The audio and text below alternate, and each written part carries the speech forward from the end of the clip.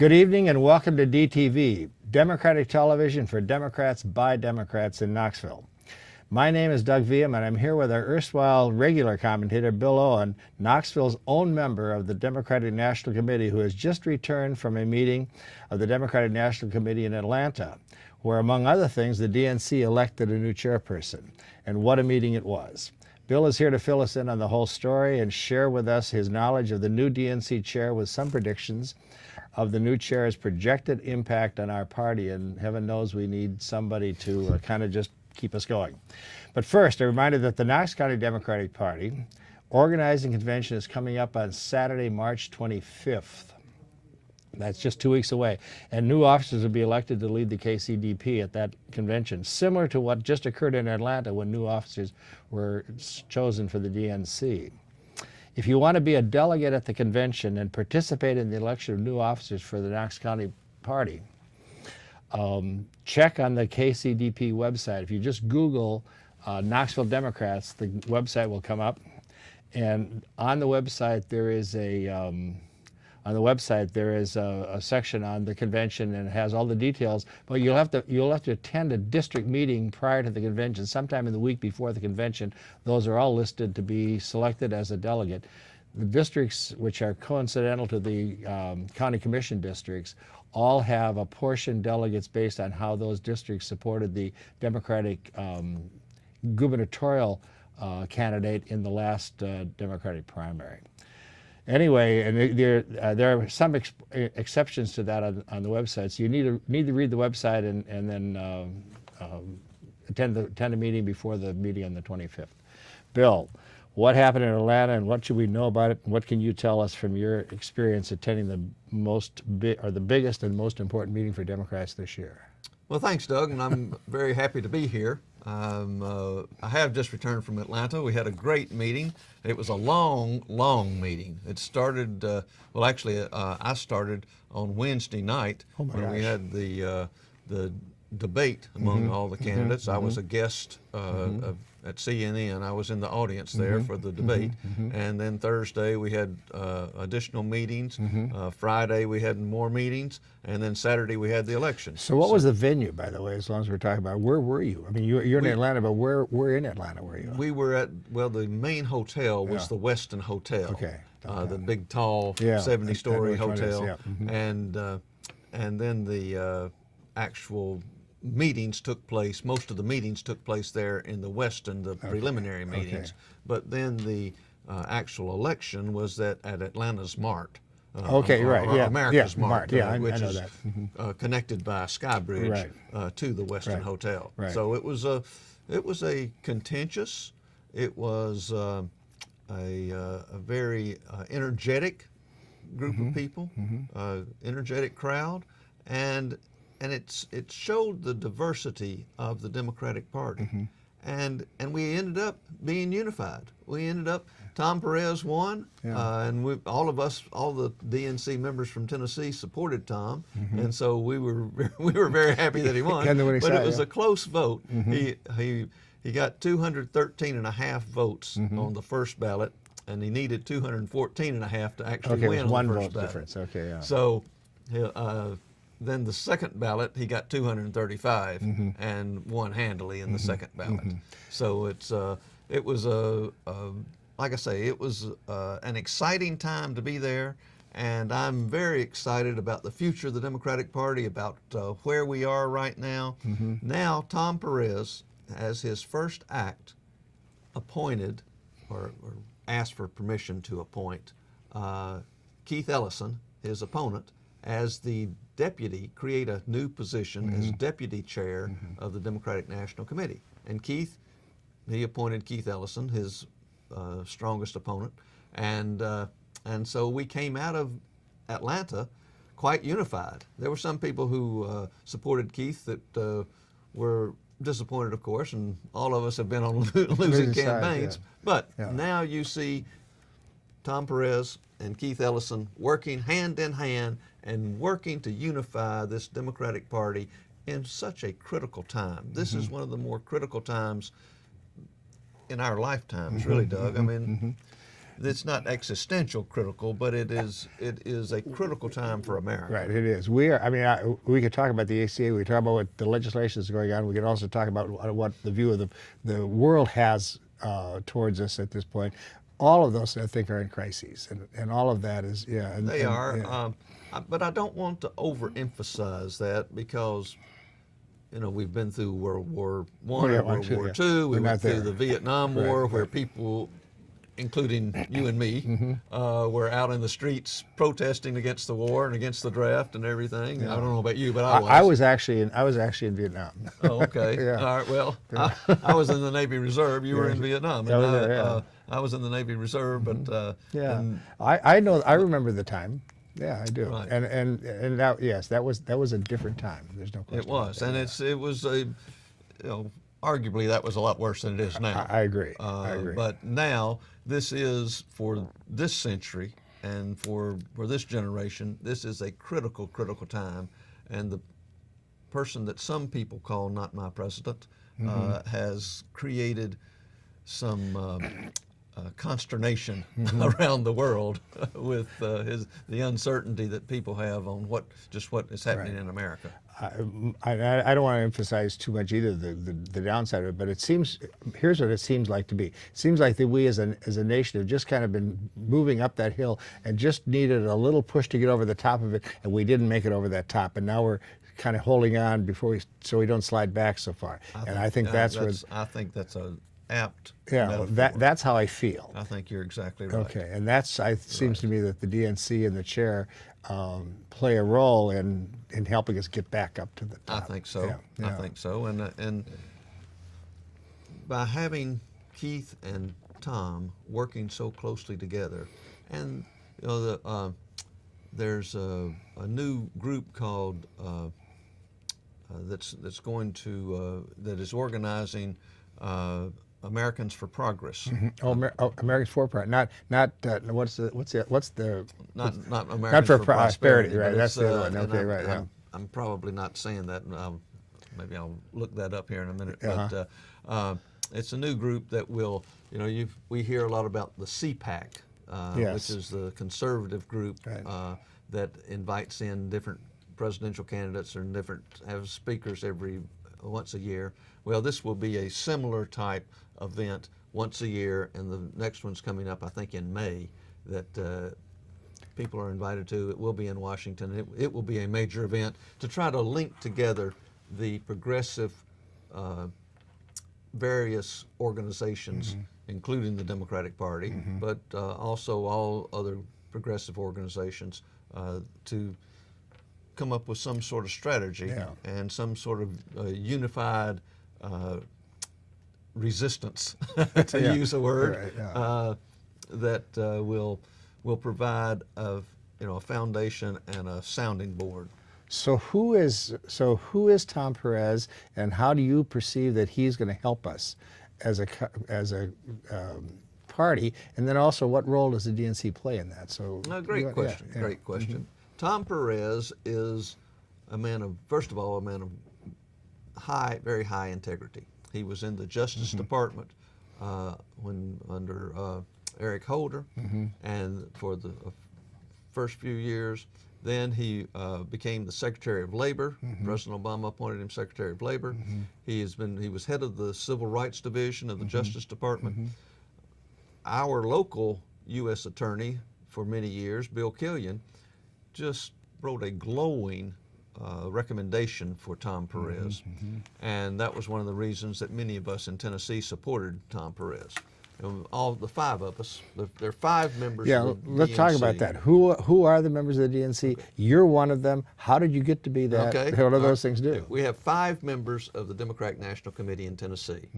The chair and the vice chair of each state are automatic members of the Democratic National Committee. So Mary Mancini. Mary Mancini and John Litz from Morristown. Then we have other members who are elected as members of the Democratic National Committee by the Tennessee State Executive Committee. Okay. And there's a formula for how many members each state receives, how many elected at-large members each state receives. And that formula is based on the number of votes that the presidential candidate receives in a previous year. Sure. So in Tennessee, we have 3 elected at-large members. In the past, we've had 4 elected at-large members, but now we're down to 3. And of course, all of Democratic offices have to be gender balanced. Yeah. So when we have a male chair, then we have to have a female vice chair. Right now we have a female chair, Mary Mancini, so we have a male vice chair, John Litz. Right. So that evens that out. Right. Then in Tennessee, for the at-large DNC members, Gail Jones Carson is the secretary of the Tennessee Democratic State Executive Committee, and she is elected by the Executive Committee to represent West Tennessee on the Democratic National Committee.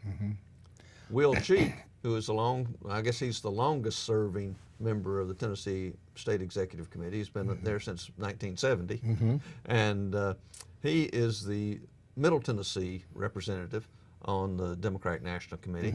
And I'm the East Tennessee representative on the Democratic National Committee. I was elected in 2000 when Al Gore was our Democratic nominee, and have been on the DNC ever since. And have been very active on DNC, and I was heavily involved with the Tom Perez campaign.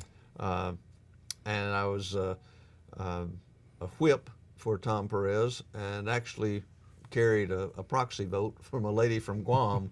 The Democratic National Committee allows for proxy voting, but only one proxy can be held by one member at the committee meeting. So you can't carry 2 or 3 You people. can't carry as well, 10 or 15. Yeah, You can only carry. You're only allowed to carry one proxy. So you've been on the DNC since 2000. Since 2000. Which means that you've minded your P's and Q's as far as the state executive committee is concerned. Yes, and I'm so they I'm feel elected through 2020. right, and that so there's your election, in my view, then says that the executive committee has confidence that you will represent Tennessee well in that position. I hope so. So what are the? Well, I think hope so. Yeah, I think so. And fortunately, I've been able to be elected unanimously. Sure. And thanks to our our state executive committee members here in Knoxville, Sylvia Woods, who nominates me and has, I greatly appreciate her support, and Kim Weber and Mark Harmon, and then of course we have Richard Dawson from Oak Ridge, which is and has the northwest corner of Knox County, and Catherine Denenberg, who the 2 of them represent the 5th senatorial state senate district. So so you represent this end of the state. What impact can the DNC have on not just the Knox County Democratic Party, but on the state party, and basically what will you do, or what do you do, or what can you do for the 2 levels of party organizations? During the campaigns for chair for the DNC, almost every candidate identified exactly the same problems. We are not giving the states enough support. We are not giving local governments enough support, local county offices enough support. And so there is a commitment on behalf of all the new officers, and not just the chair, but all the new officers, to provide funding, support levels, really have this 50-state strategy and this 4,000 county strategy. So we are losing seats all over the country. We have lost seats all over the country, locally, and here in Knoxville and Knox County is a prime example. You know, when we lose people like Howard Wimberly and Judge Darrell Fansler, I mean, highly qualified, highly intelligent, and then defeated by really substandard candidates in many ways. Yes. Well, I don't want to do that, but cast aspersions on any sitting judge, but Judge Wimberly and Judge Fansler were just outstanding jurists, and everyone recognized that. They were highly recommended by the Bar Association. They were recommended and endorsed by the newspapers. But why has the Democratic Party fallen into such low esteem that they couldn't get reelected. And part of it is that the national parties and our national organizations have not done some of the work that they should have been doing. And this is what all of us from Tennessee and most people around most DNC members around the country, especially from those of us who live in what some people call the flyover states, we were saying, hey, you got to do something different. And so that's what all the candidates, and we not only did we elect Tom Perez and Tom appointed Keith, but then we have an outstanding group of secretary, treasurer, finance chair, and vice chairs who are all committed to a unified,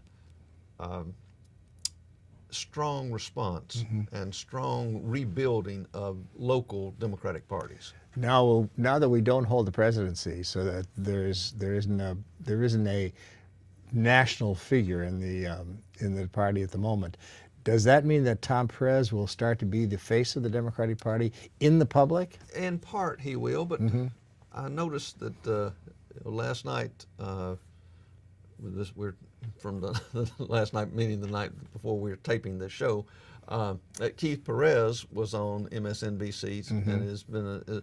I think Keith is going to be one of Keith Ellison. Keith Ellison. I'm sorry, Keith Perez. I've got him unified in my mind already. That's good.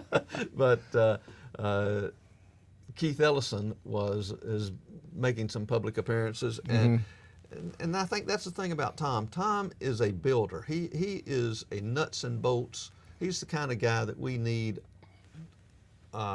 building this foundation, rebuilding this foundation. And he's not someone who necessarily is going to be trying to get in front of the cameras all the time. He's someone who is going to be rebuilding the party. Yeah. And I think that's who we need. I think that's the kind of person we need. As we were talking about this program a couple of days ago, I remember John Stewart saying to both of us that the DNC chair is an executive position. Yes. It's somebody who has to run an organization. And the fact that Perez has run the Labor Department is an indication that he has at least the experience of knowing how an organization operates and what he needs to do. So what do you think about him? What do you think about him from that aspect? Is he, besides being, he can be a face of us, but can he make a difference for Mary Mancini every day? I think he can, and that was one of the main reasons that I supported him so strongly, because I do have this faith in him, and I've seen the type of work that he's done in the past, and I think he can help states and help counties rebuild the Democratic Party and revitalize the Democratic Party. We've got a lot of energy out here that's right now is in opposition to the president, in opposition to some of the things that the Republicans are doing. Well, that's well and good, but we've seen that opposition before. You know, we had opposition to the Republicans shutting down the government. They paid no political price for it. They paid none. We've had opposition to the Republicans fighting to passing the repeal of Obamacare 56 times or 62 times or however many times it was, but they paid no political price for it. Yeah. We've got to do a whole lot more to hold the Republicans accountable, and I think it's got to be. And I sent Tom a message just earlier today. I think it's got to be.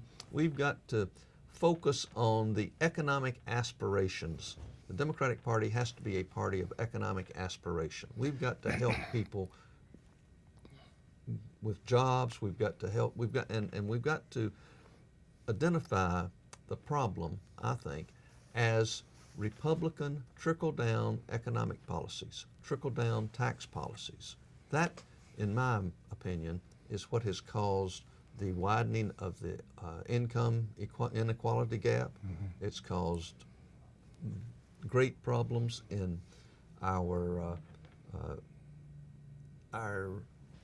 the spread in where the rich get richer, the poor get poorer. The income inequality spread, yeah. I've been reading articles recently, probably since the first of the year, although some early in the year, from economists who were writing in the New York Times, particularly in the upshot column. And how they describe the economy is very different from how the Republicans are describing the economy. And I think one of the problems in the Obama years is that we never described the economy for what it really was. In other words, it was better. It was doing things. Not to say that everybody was gaining from it. The problem that you just pointed out was there, but I don't think we did not characterize the economy as good. We were much too defensive. Oh yeah, so we know that not everyone's getting there. We need a much more, I think, a more positive and much more accurate, actually. I agree. Thing. And Perez, as a labor secretary, probably saw that. I mean, not every laborer benefited, but gosh, there's more manufacturing done now than there's been ever. There's more people at work, essentially, than almost at any time. So. And, good that you pointed that out, because one of the repeating themes in the campaign for DNC chair and for all these other officers was, we have great respect and admiration for President Obama, but President Obama could have done a lot better job focusing on what the problem was. Right. The problem being the Republican calcitrance and obstructionism. Right. It was Republicans who stopped the President Obama's jobs bill. Right. It was a do-nothing Congress for many years, and the entire time that President Obama was there, the Republicans did everything they possibly could to stop him. And President Obama, I think to his discredit, did not point that out and did not take the battle to him as soon as he should have. Let me just give you an example. In a few days ago, Dan Henniger, who writes a bad column, I think, in the Wall Street Journal, wrote a column saying that after the speech to the joint session, the Democrats bailed out on public policy, bailed out on government. And he's accusing essentially the Democrats in the Congress of doing what I thought exactly was done by Mitch McConnell and at that point John Boehner from the get-go. And so there's what you have is you got this echo chamber out there that's telling the story differently from what it is. And can Tom Perez, can he marshal enough resources so that we can combat that? There are people out there advertising, Americans for Prosperity and whoever else are now advertising in key districts in support of the new, whatever that bill is for health care, and essentially spreading the rumor that the one that's there doesn't work, that the ACA is not working. Can Perez do something about that? Can he, or is he committed to doing something like that? He is certainly committed to doing that, and the Democratic Party is committed to doing that. But more importantly, there is a broad coalition that's forming to protect the American the Affordable Care Act. Yeah. Mm-hmm. It's starting. I see it gelling already a little bit. Yeah. Right. Mm-hmm. And this the Republicans are trying to frame their I can't remember exactly what they call it. I don't either. They call it the American Health Care Act. I think so. Yeah. Mm-hmm. But the Affordable Care Act is baked, and it's baked into the system now. And the Republicans want to change this and disrupt the entire market with this new bill, and there's huge opposition to it, and I think it will be very difficult for them to get that passed. I don't see that passing, and I'm quite frankly surprised that President Trump is making this his focal point instead of a focal point on an infrastructure bill or a tax reform bill. If this is the focal point of his administration right now, in addition to the Muslim ban, then I think that's a huge mistake on his part, and I don't think it will be very successful. Now, when the Affordable Care Act was passed, we all know that it was passed kind of convoluted. It never went to conference committee like it was supposed to, like it was anticipated to go into conference committee, and we were going to work out a lot of the details and correct some of the problems of the Affordable Care Act.